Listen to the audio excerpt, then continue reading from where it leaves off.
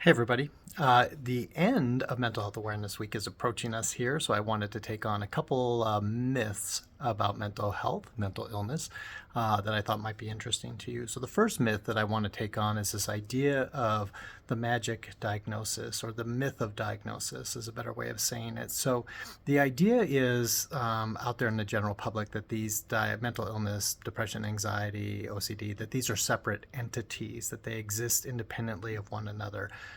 We know that's not true.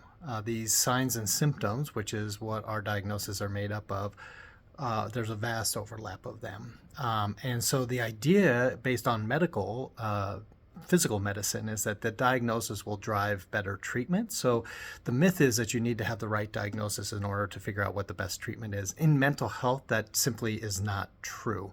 Our diagnoses are not as clean cut as that. And so the idea that you need the proper diagnosis in order to get the right treatment in mental health is not true.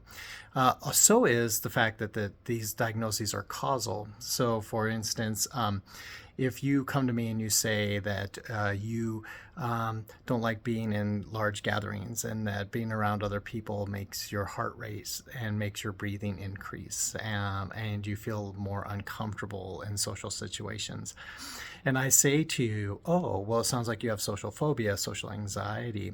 The myth is that I've somehow have told you what causes those symptoms. That is not true. So a diagnosis in mental health is just a shorthand version of everything you just described for me.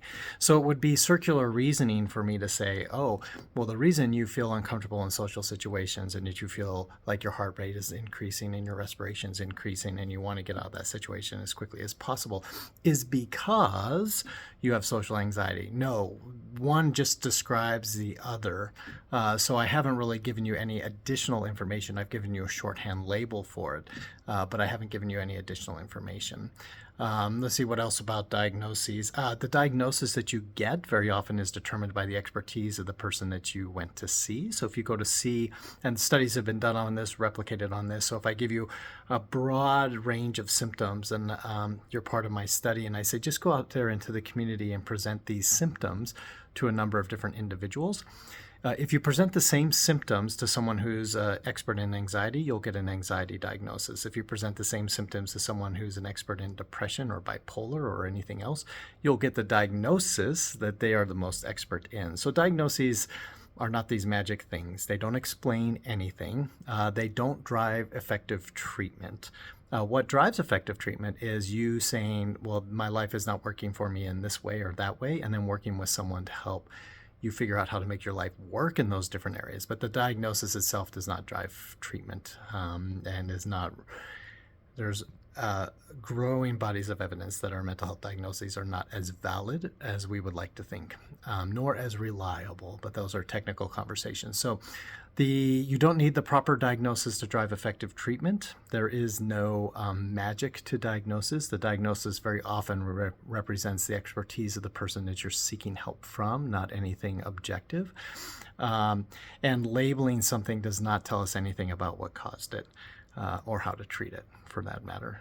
So if you have any questions or comments about that, I'd like to hear them. You can comment down below. I hope you're all doing well. Also, the Peaceable community is still open, still looking for founding members. I kind of backed off a little bit. I felt like I was barraging people with advertisements about that, but the Peaceable community is open. I would love to have you be part of that. It's very reasonable, and it's just one way to help you improve and maintain your emotional health and psychological fitness. I hope you have a great extended weekend.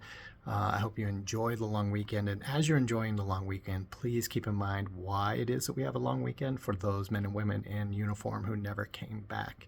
So much love. Bye.